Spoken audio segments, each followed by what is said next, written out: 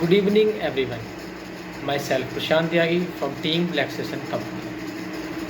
आज हम इस वीडियो में मैटरनिटी बेनिफिट एक्ट 1948 को समझेंगे। मैटरनिटी बेनिफिट एक्ट को समझने के लिए सबसे पहले मैं आपको बताना चाहूँगा उसका हिंदी मतलब। हिंदी में उसका मतलब होता है प्रसूति लाभ अधिनियम। अब इसको और अच्छे से समझने के लिए हम उसके ऑब्जेक्ट को, उसके मोटिव को समझते हैं। मैटरनिटी बेनिफिट एक्ट 1948 का जो मेन और फॉरमोस्ट मोटिव था बनाने का, वो ये था कि जो सोसाइटी में हमारे फीमेल वर्कर्स हैं, वुमेन वर्कर्स हैं, उनके साथ काम करते समय किसी फैक्ट्री, किसी इंडस्ट्री, किसी ऑफिस, किसी भी जगह उनके अधिकारों का हनन ना हो, उनके साथ कहीं भी अन्याय ना हो, इनजस्टिस ना हो, और उनके साथ और जो सोसाइटी में मेल मेंबर्स हैं, मेल वर्कर्स हैं, मैन वर्कर्स हैं, उन्हीं की तरह उनके साथ ट्रीटमेंट किया जाए, उन्हीं की तरह उनके साथ जस्टिस किया जाए। तो जो मेन मोटिव था मैटरनिटी बेनिफिट एक्ट का, वो यही था। अब मैटरनिटी बेनिफिट एक्ट को अच्छे से समझने के लिए हम ये समझते हैं कि मैटरनिटी बेनिफिट एक्ट बनाने के बाद बहुत सारी चीज़ें, बहुत सारे ड्रॉबैक्स हमारे सामने आए। वो ड्रॉबैक्स थे कि अगर किसी वुमेन वर्कर को during pregnancy office, company, factory ने डिसमिस कर दिया, या उसको वेजेस नहीं दी, उसकी सैलरी पे नहीं करी, या उसको लीव नहीं दी, तो उस केस में हमें क्या करना होगा, उस केस में हम क्या करेंगे। तो इन चीज़ों को सही से रेगुलेट करने के लिए कुछ लॉज बनाए गए, कुछ सेक्शंस बनाए गए, जिनके अंदर ये डिफाइन किया गया कि अगर किसी भी तरह का इनजस्टिस या जो भी लॉ बनाया गया है उसका अगर ब्रेकेज होगा, तो उस सेक्शन में उसको ये पनिशमेंट मिलेगा या उसको ये रिलीफ मिलेगा। तो मैटरनिटी बेनिफिट एक्ट के अंदर बहुत सारे सेक्शंस हैं जिसके बारे में आज हम समझेंगे। तो सबसे पहले हम समझते हैं सेक्शन 4, जिसका मतलब है employment of work by women prohibited during certain period. अब इसको समझने के लिए हम जानते हैं कि ड्यूरिंग प्रेगनेंसी अगर कोई वुमेन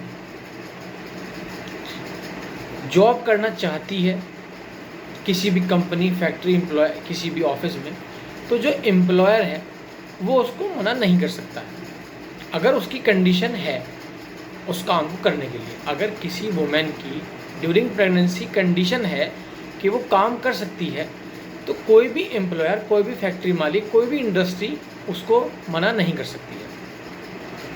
वो अपने अकॉर्डिंग, अपने हेल्थ के अकॉर्डिंग काम कर सकती है। अब उसके लिए 3 पॉइंट्स बनाए गए कि एक तो उसको ड्यूरिंग प्रेगनेंसी अगर वो काम करती है, तो एक तो उसको लॉन्ग टाइम के लिए ऑफिस में, इंडस्ट्री में या किसी भी फैक्ट्री में स्टैंड नहीं, मतलब खड़ा नहीं रखा जाएगा, और ज़्यादा देर तक लॉन्ग वर्किंग आवर्स नहीं होंगे उसके। और जो ऑफिस का इन्वायरमेंट होगा वो हेल्दी मेंटेन किया जाएगा, हाइजीनिक मेंटेन किया जाएगा। अब हम समझते हैं दूसरा पॉइंट, दूसरा क्लॉज जो कि सेक्शन 5 में है कि ड्यूरिंग प्रेगनेंसी जो भी मैटरनिटी बेनिफिट होंगे वो फीमेल वर्कर जो है उसका अधिकार होगा उनको पाने के लिए। कोई भी employer right of payment of maternity benefit को ना देने से मना नहीं कर सकता, देने से मना नहीं कर सकता। वो उसका फीमेल वर्कर का राइट है, और एम्प्लॉयर की ड्यूटी है कि जो बेनिफिट्स हैं, मैटरनिटी बेनिफिट्स हैं, वो उसको पे करें। सेक्शन 5A ये कहता है कि जब तक उसकी प्रेगनेंसी, जब तक वो बच्चे को जन्म नहीं देती है, तब तक जो मैटरनिटी बेनिफिट है वो कंटिन्यू रहेंगे। ऐसा नहीं है कि आपने एक बार उसको पे कर दिए और उसके बाद जब तक उसकी प्रेगनेंसी हुई आपने उसको पे नहीं किया। नहीं, जब तक उसकी बच्चे की डिलीवरी या उसकी डिलीवरी नहीं हो जाती तब तक आपको वो मैटरनिटी बेनिफिट्स कंटिन्यू रखने होंगे। पेमेंट ऑफ मेडिकल बोनस, जो नॉर्मल मेडिकल बोनस कोई भी एम्प्लॉयर या कोई भी एम्प्लॉयमेंट कंपनीज जो हैं, फैक्ट्री जो पे करती हैं, वो भी उसका राइट है, वो उसको देना होगा। वो एम्प्लॉयर की ड्यूटी है कि वो जो मेडिकल बोनस है ड्यूरिंग प्रेगनेंसी टाइम वो उसको पे करे, क्योंकि वो एक वर्कर का, वो फीमेल वर्कर का ड्यूरिंग प्रेगनेंसी राइट है।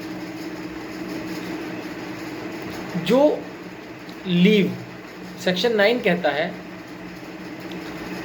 जितने टाइम के लिए भी डॉक्टर ये सजेस्ट करता है कि उस लेडी को, उस वुमेन को लीव लेनी चाहिए, लीव मिलनी चाहिए, उतने टाइम के लिए वह एम्प्लॉयर्स को लीव प्रोवाइड करेगा। सेक्शन 11 कहता है नर्सिंग ब्रेक्स। नर्सिंग ब्रेक्स का मतलब होता है डिलीवरी होने के बाद बच्चे के पालन पोषण के लिए कोई भी वर्कर, कोई भी फीमेल वर्कर बीच बीच में ब्रेक्स ले सकती है, मतलब लीव ले सकती है। ऐसा नहीं है कि एक बार डिलीवरी होने के बाद उसको कोई छुट्टी नहीं मिलेगी, कोई उसको ब्रेक नहीं मिलेगा। सेक्शन 12 कहता है dismissal during absence of pregnancy. अगर कोई लेडी या फीमेल वर्कर अपनी प्रेगनेंसी के दौरान ऑफिस में एब्सेंट है, एब्सेंस है उसकी, तो एम्प्लॉयर उसको अपनी पोस्ट से, उसकी पोस्ट से डिसमिस या जॉब से डिसमिस नहीं कर सकता है। अब ये जो क्लॉजेस बनाए गए उनको रेगुलेट करने के लिए ऐसा नहीं है कि आप डायरेक्टली कोर्ट को अप्रोच करें। अब कोई वुमेन इस कंडीशन में ही नहीं है कि वो डायरेक्टली कोर्ट को अप्रोच कर पाए, तो उस केस में वो क्या करेगी? उस केस में वो क्या करेगी? वो अपने बिहाफ पे कोर्ट में एक एप्लीकेशन फाइल करेगी कि जो मेरे राइट्स थे या मेरी जो वेजेस थी या मेरी सैलरी थी वो मुझे नहीं दी गई है, या मुझे वो लीव नहीं दी गई है, या मुझे नर्सिंग ब्रेक्स नहीं मिले हैं, या जो भी मेरे राइट्स प्रोवाइड थे इस सेक्शन के अंदर, इस एक्ट के अंदर, वो मुझे ठीक से नहीं मिले हैं। तो कोर्ट मेरी हेल्प करे, मुझे रिलीफ दे, या मुझे उसके बिहाफ पे कुछ कंपनसेशन अलॉट करें। तो उस केस में कोर्ट क्या करेगी? सेक्शन 14 के अंडर एक इंस्पेक्टर को अपॉइंट करेगी। अपॉइंटमेंट ऑफ इंस्पेक्टर जो है वो सेक्शन 14 में होगा। उस इंस्पेक्टर का काम क्या होगा कि जो भी उस लेडी के, उस प्रेग्नेंट लेडी के, प्रेग्नेंट वुमेन के जो राइट्स थे जिनका वायलेशन हुआ है, वो उनको चेक करेगा, वो क्या क्या उसके राइट्स का वायलेशन हुआ है, और उसके बाद जो भी रिलीफ होगा, या तो उसको पनिशमेंट मिलेगा एम्प्लॉयर को, और उसके साथ साथ उसको जो उसको कंपनसेशन मिलेगा वो सब after inspection, after filing her report to the court, अपनी रिपोर्ट को वो फाइल करेगा कोर्ट में कि क्या क्या उसके राइट्स का वायलेशन हुआ है, कितना उसको कंपनसेशन मिलना चाहिए, कितने वो कंपनसेशन का राइट रखती है, और क्या एम्प्लॉयर को पनिशमेंट मिलना चाहिए। तो ये काम जो होगा वो इंस्पेक्टर करेगा। इसका जो अपॉइंटमेंट ऑफ इंस्पेक्टर है वो सेक्शन 14 में है। अगर कोई भी एम्प्लॉयर किसी भी तरह का वायलेशन करता है किसी प्रेग्नेंट वुमेन का, तो वो कॉग्निजेबल ऑफेंस है सेक्शन 23 में। सेक्शन 23 में वो कॉग्निजेबल ऑफेंस है, नॉन बेलेबल ऑफेंस है। तो कोर्ट उसको डायरेक्टली विदाउट वारंट, कोर्ट उसको बिना वारंट के, पुलिस उसको बिना वारंट के अरेस्ट कर सकती है, क्योंकि वो कॉग्निजेबल ऑफेंस है, क्योंकि वो नॉन बेलेबल ऑफेंस है।